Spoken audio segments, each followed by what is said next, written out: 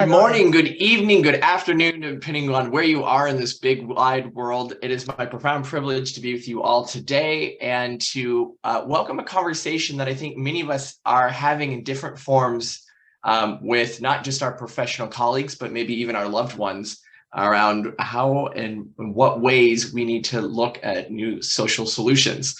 So this is going to be a conversation with Dr. Eboo Patel, who I consider to be not just a friend, but a sort of intellectual big brother who I look up to and learn from consistently, now 15 years running. Eboo, I don't know if you know, it's been 15 years. It's pretty wild. And so I want to introduce Eboo to start off with. So named as one of America's best leaders by U.S. News and World Report, Eboo is the founder and president of Interfaith America, the leading interfaith organization in the United States. Under his leadership, Interfaith America has worked with governments, universities, private companies, and civic organizations. Eboo served on the President Obama's inaugural Faith Council, and he also has written 5 books, including the book we're going to talk about today, We Need to Build, Field Notes for Diverse Democracy. And to open up the conversation, Eboo invited me to just kind of reflect a bit on the book and what came out of it for reading for me, and set a stage where we could have a conversation, not just where illumination is, but some heat, some light, a mix of both, and hopefully everyone can take something from this. I will say this Frankie, was probably can I just interject for one quick second? Sure. So what? First of all, I'm really honored to be here. I was at Oxford for 3.5 years and did a lot of interfaith work there.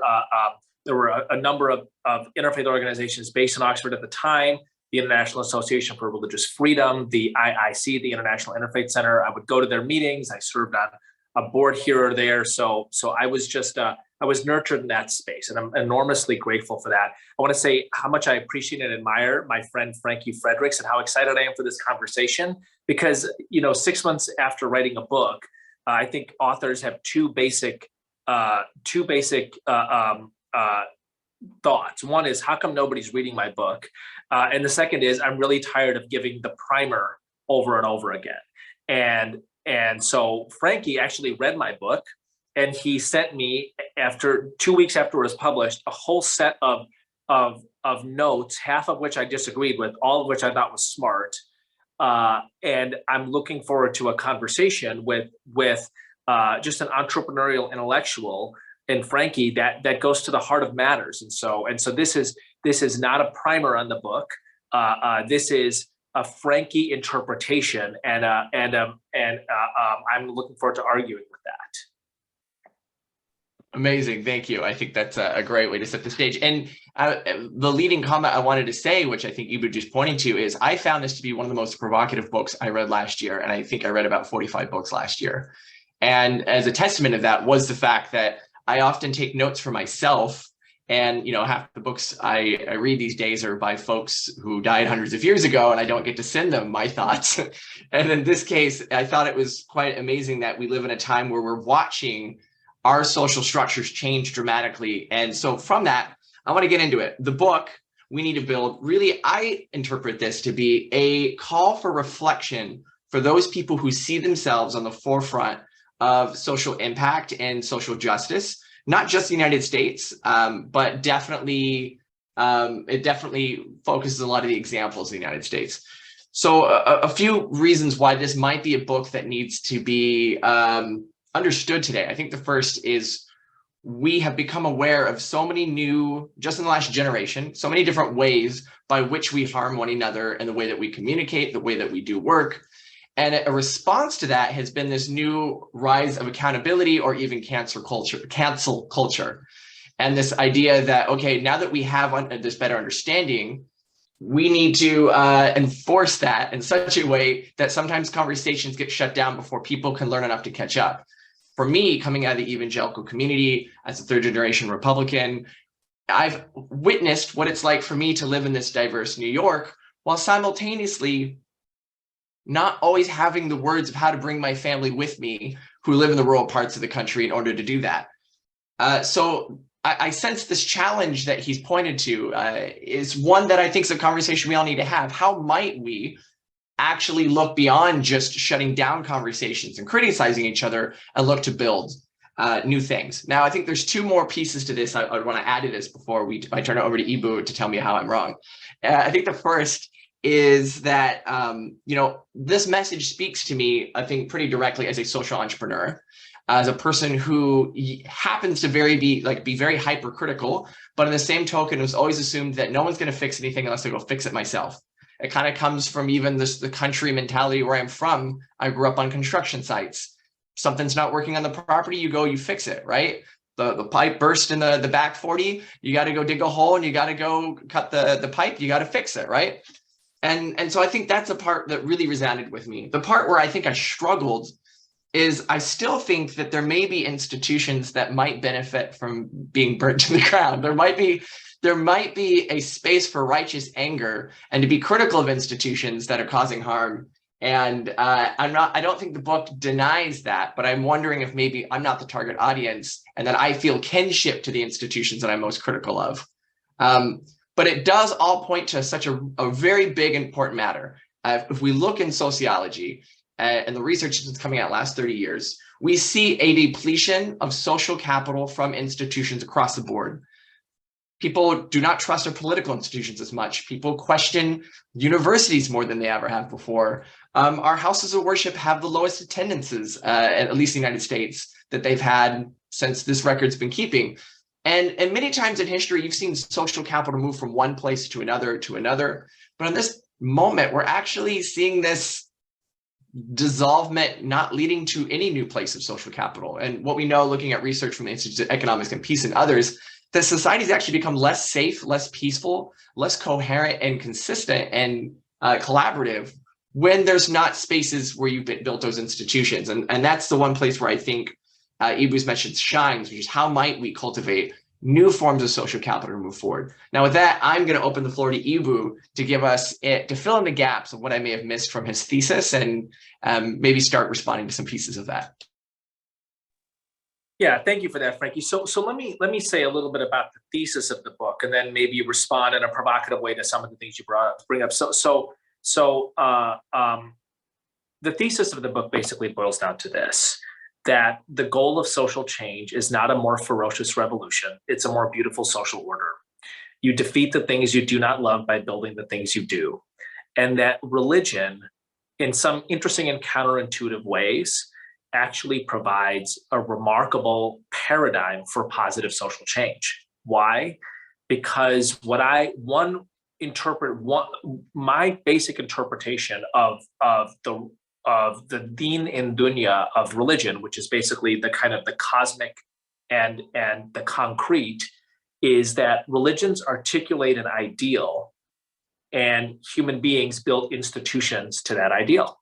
And the institutions are both meant to be models of the ideal, approximations, and they're also meant to move the world a little bit closer to that ideal, right? So thy kingdom come, thy will be done as earth as it is in heaven. There's a deep sense that we're never going to be perfect. We're never going to perfectly align that. But that's the attempt. That's the human attempt. And actually, I think if you look at what religious communities actually do, it's not a bad description. So Catholic Charities is the single largest provider of social services in the United States after the federal government. And virtually nothing that they do is only for Catholics. That is a stunning fact. We take that for granted, but that is actually a stunning fact, right? And part of, I think, my pushback to Frankie is kind of wrapped into my thesis. And in some ways, Frankie is the audience for the book. When you say you're hypercritical, can you drink the water and breathe the air, Frankie? In what sense? Like literally, when you open the tap water, does the water poison you? No. Okay. What are you complaining about? Because in basically 180 countries on the planet, you can't drink the water or breathe the air. What are you complaining about? We are amongst the most privileged people in human history. Alhamdulillah. That is not an argument for complacency. That's an argument for leaning into possibility, right? Alhamdulillah. And why wouldn't we follow the general logic of religious traditions of articulating the ideal and attempting to build or improve a set of institutions that move more closely towards the ideal? My general sense, and this is a book that is written for in this moment. So if this was 2012, I might have had a different tone, right?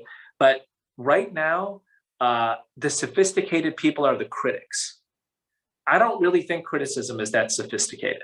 I think building better things is sophisticated, right? But right now, if you walk into a class, a graduate seminar, and say, here are the 10 things wrong in the world, you'll get an A on your paper. If you say, I am trying to make imperfect, concrete contributions to improvement, not so much. One of the stories I tell in the book is a professor at an elite Boston University. It's not Harvard, but it's, within a stone's throw. He said to me something that really struck me. This is a story in the book. He said, we teach our students, the ones who pay $80,000 a year to go here, we teach them to criticize what the working class kids who go to Framingham State do. So those kids, they're the sons and daughters of plumbers and carpenters. They go to school to become nurses and teachers and social workers. And we teach our kids to criticize the systems of nursing, teaching, and social work. But they couldn't go into a classroom and improve things. They couldn't go into a home and help a family. They couldn't go into a hospital and help somebody get better. I think that's a problem. Right? And I think that a huge part of what religion is about is, are you building a social order that's better, that's closer to the ideal? So I want to say something that I don't say directly in the book, because it was a thought that I kind of had after the book. I think I am deeply influenced in my DNA, both by being a Muslim and particularly in a Ismaili Muslim. And I think might be an interesting conversation with a theologically literate group. So, of course, in Islam, as everybody knows, there's a whole series of prophets, including Prophet Isa, but the final and most complete, we believe, is the Prophet Muhammad, right? So the Prophet Muhammad, I offer for interesting conversation, is Peter, Paul, and Jesus in one. He is not principally leading a revolution. He's principally building a social order. So when he moves from Mecca to Medina, and by the way, I'll just note that that is the year that the Islamic calendar is dated to, 622, right? It's not dated to the Prophet's birth, 570. It's not dated to the first revelation, 610. The most important moment in Islam is the move from Mecca to Medina. And what does the Prophet do in Medina? He builds institutions. He builds a masjid, which serves as a community center for many different groups. The Christians pray in the Prophet's masjid. Okay. He builds a market. He builds a constitution. Anybody think any of these things were perfect? By the way, he built an army. Does anybody think any of these things were perfect? No. They are the institutions of a social order. They approximate as much as possible the Quranic vision on earth, which is meant to be imperfect, right? By the way, you could argue that Prophet Muhammad is also Constantine. He's a general and a governor, in addition to the builder of a community and the converter of many people. And so as the revolutionary spirit in the United States and elsewhere grew over the past 5 or 6 years, I started to ask the question, and I will be very blunt about this. I would look at the people in the streets and be like, you are tearing down the institution of the police. Do I trust? How many of you are trustworthy in building an order of public safety? I'm going to say that again. If you are going to tear down the imperfect institution of the police, not reform, that's different. If you are going to tear down the imperfect institution that is a police force, you have stood up and said you are going to be responsible for public safety. Can you do that? Can you do that? Right? So I think that's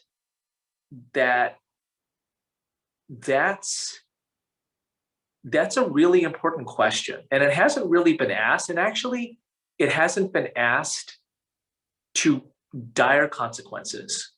Because I'll tell you something: the ACAB signs, all cops are bastards signs, are in the hipster neighborhoods in Chicago, but the cops are needed in other neighborhoods.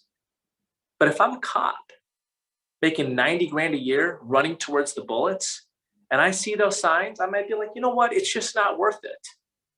I'm curious. Do the hipsters suffer? Not as much as the people in the neighborhoods that need the beat cops. Right? Now, this is not an argument for the perfection of the police. This is an argument for build something better. Build something better. And here's the beautiful thing. It's totally possible, right? So, and I think that, again, I will say this again, religion does this stunningly well. So my friend Rami Nashashibi and the Inner City Muslim Action Network, probably the institution that I admire, the Muslim institution I admire the most in Chicago, they had this whole campaign that criticized corner stores in the city about not carrying enough fresh fruits and vegetables. And at one point, Rami was like, you know what? We can't just tell other people what they're doing wrong. And they started a grocery store. And guess what? The definition of a food desert is a certain geographic area without access to fresh fruits and vegetables, without access to good food. That area is not a food desert anymore. I think that's actually both an excellent concrete example and not a bad metaphor. Instead of complaining about the food desert, why don't you just build a grocery store? I think that's what religion actually does. It actually builds the grocery store. It actually builds the hospital. It actually builds the school. It actually builds the university. So I'm happy to poke here now, and I think you've opened a couple of fantastic doors for us to peer into. First of all, I think there is a noteworthy wisdom of your target audience. I think on one hand, there's a certain recognition that there are the many social criticisms are coming from a slightly more affluent, more liberal perspective, and not always, it seems like to be a scene ripe for virtue signaling rather than taking action. And that's something that I could nod my head along with, perhaps. The question I have is, are we potentially creating a false dichotomy or a zero-sum game between destroying bad institutions and creating new ones? For instance, would it be enough for us to have waited for apartheid to be reformed, or is that not an institution that was worthy of a righteous anger to destroy it, knowing that in its destruction required one of the most significant, expressions of nation state building and creating institutions and justice, and faith communities played a huge role in building that social capital afterwards. But destruction was also an important ingredient. So I feel torn between nodding my head and agreeing that we need to build, but also, at what point does an institution warrant our ire and our righteous anger? Yeah, apartheid warrants it. Nazi Germany warrants it. America's civil society does not, right? That doesn't mean America's civil society doesn't require reform. It doesn't require better ways of doing things, right? But I think that there's a long distance between apartheid South Africa and Nazi Germany, and systems that are really evil, and systems that actually welcome better ways of doing things. And I actually think, Frankie, I think that putting them on any kind of a continuum is like not just dangerous, but adolescent. And my problem is there's a bunch of 19-year-olds who think it's the same thing. There's a bunch of 19-year-olds who think it's the same thing. You know, I'll tell you two stories about my own formation here. And again, the Muslimness in me is deep. Like what I mean by it is like this notion that, and I'm very curious about the broader discussion about this, that the Prophet Muhammad builds a society and it is imperfect. The institutions are imperfect. Now, there's not a ton of time spent on that in like, you know, the study of the Prophet, but everybody recognizes that the market's not going to be perfect. The army is not going to be perfect, right? I'm also an Ismaili, and Ismailis are institution builders extraordinaire. And in a very concrete example, when you hear the Aga Khan speak, he will speak about gender equity in a gentle way, not in a Jeremiah, not in a revolutionary way, even when, honestly, revolution is required, as in the Soviet occupation of Central Asia, in which there were many Muslims and many Ismailis. The Aga Khan would, I don't think, ever speak of revolution or radical change. He would just build institutions that were better, right? So part of that is also kind of deep within me. Incidentally, I'm not saying this is an objectively better kind of positionality. I'm simply saying that is part of who I am. That is part of who I am.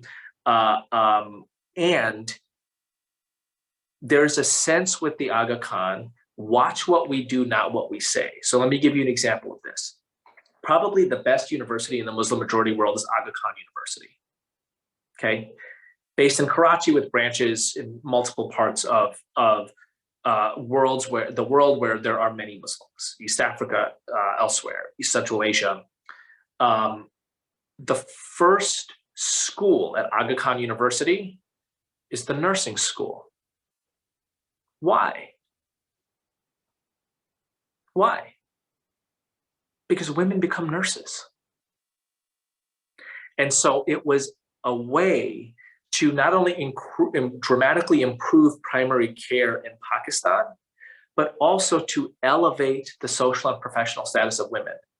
Go find me the Germaine Greer, Betty Friedan, feminist manifesto on the oppression of women in Pakistan that the Aga Khan gave. You're not going to find it, but you'll find the nursing school, right? And I have been deeply formed by that. Now, interestingly enough, and Frankie, actually, we were friends closer to my kind of revolutionary days.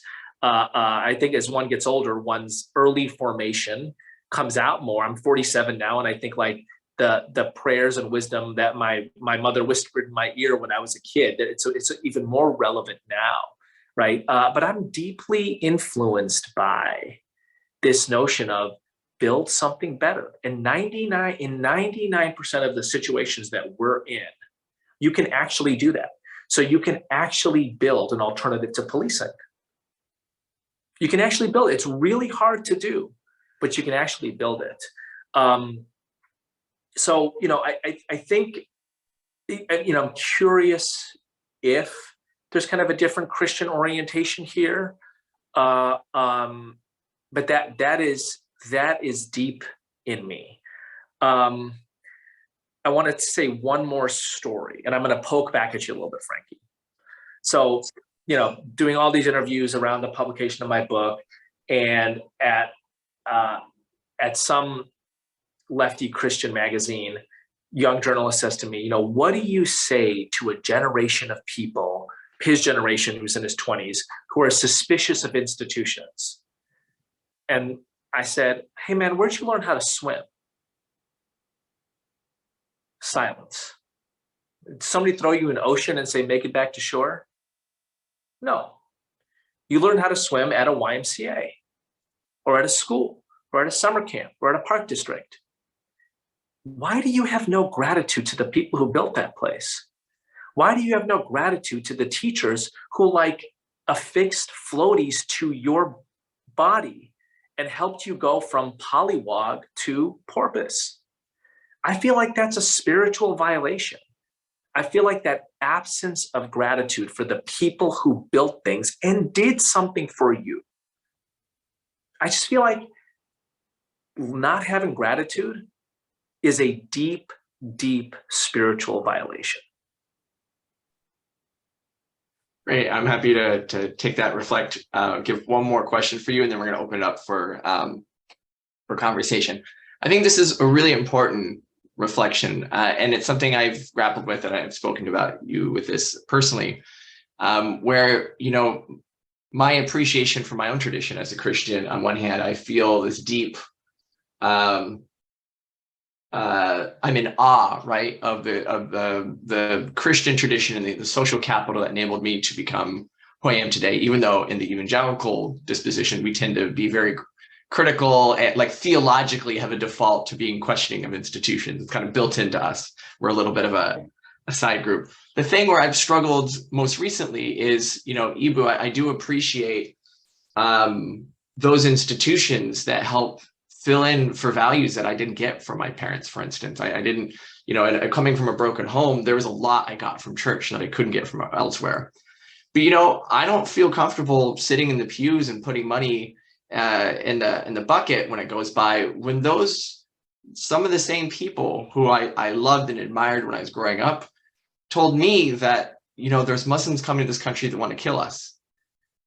And they're talking about you and your family, and they create an environment where suddenly the people I love outside of my faith tradition suddenly are questioning the water that they drink and all of this. And so I've struggled with that, and I've seen it in my own personal family. But I still think that the message that you're giving is worth 10 times more of what we need to do at this moment. And the place where I've noticed that recently, actually, I don't think I've told you about this. I've been volunteering a lot in my local community in Queens. And, you know, every time a new development starts being pitched to be built, 600 units, 900 units, et cetera, there's a huge pushback. I mean, like, we need more affordable housing. This is too expensive. And I get it, right? There's a big concern about affordable housing, and people want to stop the bad. But I keep reaching out and been trying to connect with folks to figure out, okay, how do we get capital? You want 100% affordable housing? Let's go raise the money and build 100% affordable housing. Let's make it happen. But I only seem to hear the voices with what they don't want to be built, when, you know, literally we need to build in this case. And Queens, we need affordable housing. And lots of people who care about affordable housing don't seem to put any attention or energy behind it. So my question to you then is, what have you, I imagine that there are key spaces that are ripe, that the criticisms may be making fair judgment, but we need a huge amount of social capital and even real capital to be invested in certain aspects of our communities. So if, let's say, the right people read your book, took the right message to heart, and we looked 20 years from now at how America is different, what are maybe 2 or 3 spaces that you could imagine will look different? How will they look different? Because people took the message to heart, they went out and they built something. I would love to see the vision at the mountaintop, if that's possible. Yeah. Thank you. So thank you for both of those things. So I think the vision of the mountaintop in a couple of spaces, right? In the space. So I'm going to take kind of a sideways approach to that question, because there's a part of the book that I think gets at this that I'd like to lift up. Let me actually address the first part of what you were saying. So Frankie, are you mad at those Christian pastors who said negative things about Muslims on my behalf? Because if you are, I don't need you to be. I would say it's even deeper than that. I feel a sense of ownership of theology, and I feel it is counter to what I was taught and what I understand my faith to be. And I suppose I'm more angsty when people say or do bad things under the name of identities I hold. Okay. So I'm going to poke in 2 ways here. So the first thing I want to say is, it may be the case that you know lots of Muslims who want you to like feel anger on their behalf at those Christians. I don't need you to do that for me. So just hear that loud and clear. Do that for other people if they ask it. Don't do it for me. But the second question is even harder. is if you're mad at Christian pastors for saying that stuff, is that a universal standard? Like, do I have to be mad at Muslim leaders for doing the same? Like, if you're mad at the anti-LGBT folks within Christianity, am I mad at, do I have to be, is that a liberal universal that, by the way, I share as an ideal, right? LGBTQ rights, as you well know, we've been friends for a long time. But do I have to take the same anger and righteousness into my own world? Because you're not going to find virtually any place in the Muslim majority world that even comes within 5 galaxies of LGBTQ rights of the Christian world. So if anger at the absence of rights is an important justice move within Christianity, do you expect me to do it within Islam? I don't expect anyone to do anything. I tend to take a very... You're avoiding the question, Frankie. You're avoiding the question. You're avoiding it, and you know you are. So you said, with a sense of kind of universal aplomb, right? I am mad when people of my identity community violate the dignity of people of other identity communities. And you said, Frankie, your family, Eboo, is spoken about negatively in my community. Mm-hmm. I am saying to you, is that standard, which is a pretty basic standard, is that universal? Or honestly, do you expect less of Muslims? Do you expect Muslims to be violating the dignity of others, but not Christians, because you guys are so much better? Oh, I think this is a great question. I have a saying for this. It's a critic at home, a patriot abroad. So I am not invested in what happens in other communities. I'm not particularly invested in what happened, like in terms of the internal conversations. And in fact, I think it's somewhat inappropriate for me to have an opinion about. I would prefer, I have preferences, but I don't think I can have moral judgments in that way. What I do know is I care what my country does, or I care what my community does, or I care how my family shows up in places. So it's almost like a kinship-based righteous anger. I don't know. Maybe it doesn't answer the question well. I'm going to keep pushing you because I think you're avoiding again. The World Cup is in Doha. Thousands and thousands of workers died building those stadiums. Expressions of LGBTQ identity are criminalized. You have nothing to say? Similar to that, I'm not showing up to those churches and putting my money in the coffers. I'm not going to Doha and watching the World Cup. And people who do, you have nothing to say? Christians who do, Muslims who do, et cetera, you have nothing to say? As a consequentialist, I tend to think of moral preferences rather than like judgment. And I think this is where the interesting thing is. The place I tend to agree with you, I think, is that when a new social construct comes in, there's this desire to make it universal for everyone. My operating philosophy is that everyone, including myself, is pretty shitty. And then we find, like, what if we could make a better version of ourselves? So it's more about moral imagination than moral judgment. But I still find myself defaulting to, even if it's not warranted, to righteous anger towards my own community. I just don't feel it the same way. I'm not surprised when dictatorships in other parts of the world, do these things. I'm going to keep pushing you because if you are saying that, look, these, I'm not going to judge these Muslims on the other side of the world, fine. But you're not saying, hey, look, I've had this experience of New York City and elite education at NYU and working with Lady Gaga. And so I'm actually in a different category than the Christian pastors I grew up in rural Oregon. And therefore, I'm not going to judge them because actually not having an elite education, not having a deep urban experience, not having a sense of like cosmopolitanism the way that I have puts you in a totally different category, almost like being a Muslim to a Christian.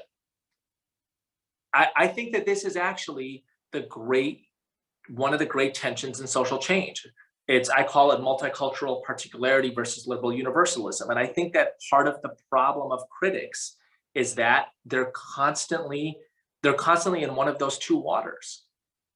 Either they're in the liberal universalism water, right? In which case the question is, why isn't the standard relatively consistent? And the only way around that is, you Christians are so much better than we Muslims that you get to criticize yourselves because your standards are so much naturally higher, and you just expect us to be backwards. We can never get to the same level as you. Otherwise, why wouldn't you criticize towards improvement? Or it's multicultural particularity, which is that every community operates on its own terms and therefore can kind of set its own standards. So who cares what Doha does when it comes to murdering its workers? That's the way Doha rolls. And part of the problem I have with the mode of critique is that, honestly, it doesn't want to pay attention to these things because it just thinks it's better than other people. Well, and I think where there's the biggest opportunity, World Cup being a great example, is the thing that I would pine for more than anything is somebody to build an alternative to FIFA.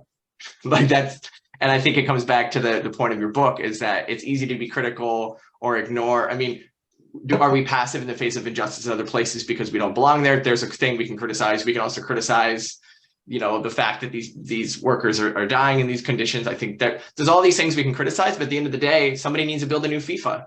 We need to build there too. And it comes right back to the core message. I'm happy to land this argument in the friendly and utopic place called somebody should build a new FIFA. But I think you understand exactly what I'm saying to you, Frankie. Yep. And on that, I'm happy to open it up to questions. My point is, in the social institutions that are essential for a diverse democracy, right? Again, the spaces and institutions whose goals we generally agree on and whose activities guide cooperative relationships, right? It sounds kind of basic, but it's a reasonably technical definition, right? A diverse democracy requires spaces where people of diverse identities and divergent ideologies who would disagree on some fundamental things can come together and cooperate. Otherwise, you don't have a diverse democracy, right?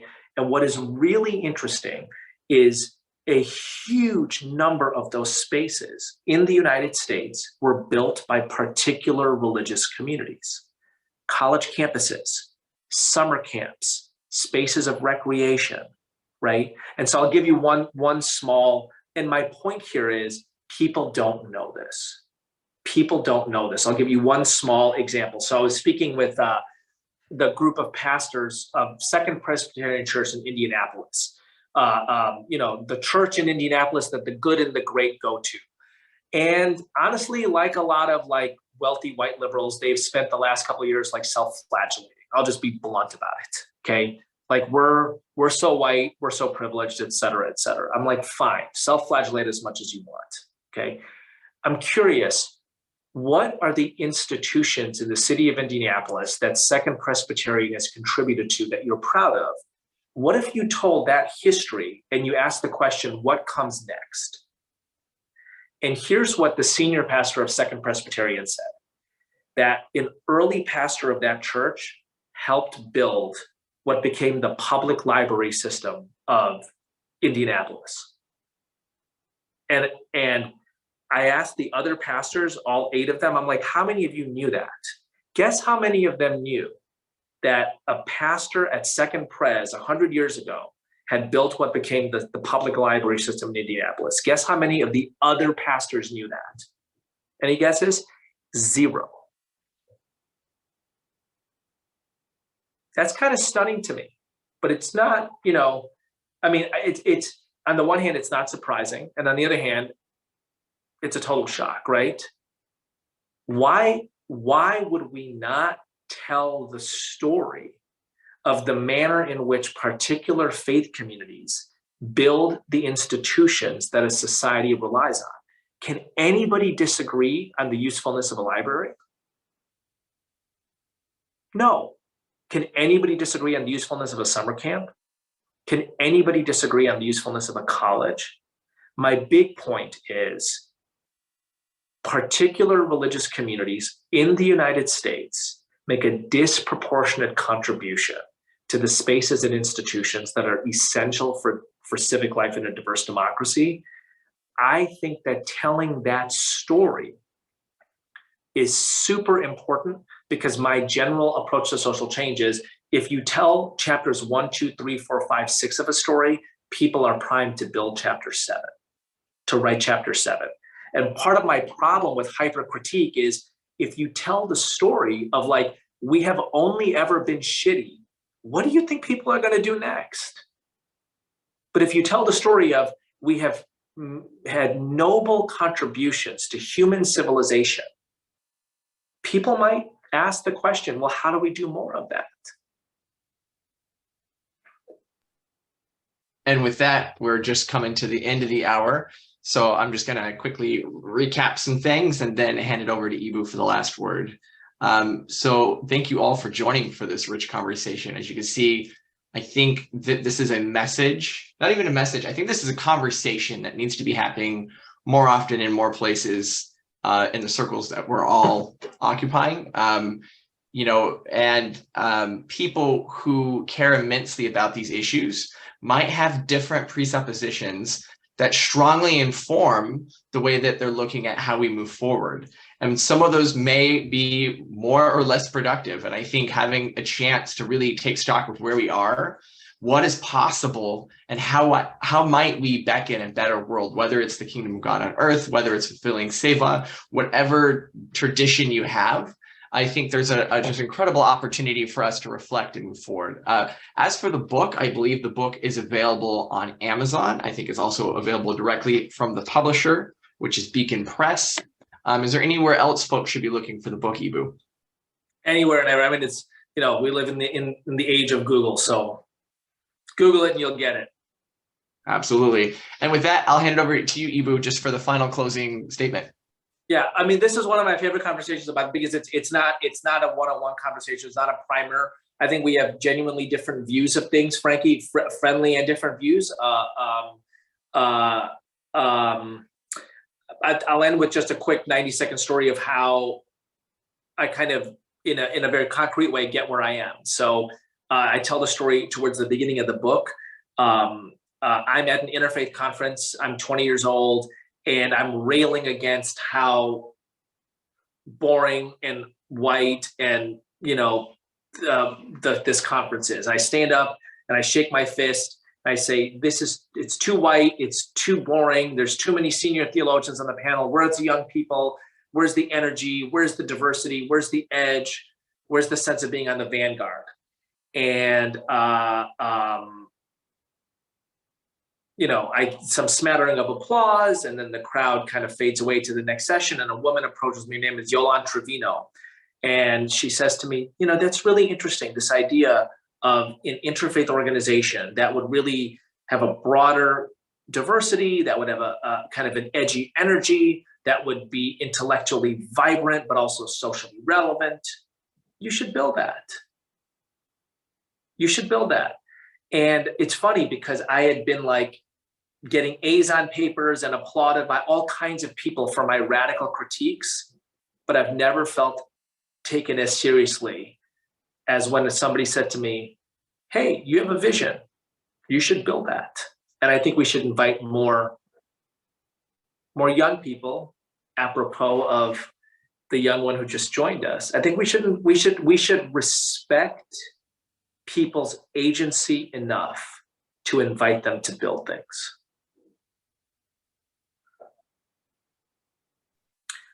Thank you. Thanks, so everyone. With that, we turn it over to Thea if you have anything else. And if not, I think we're there.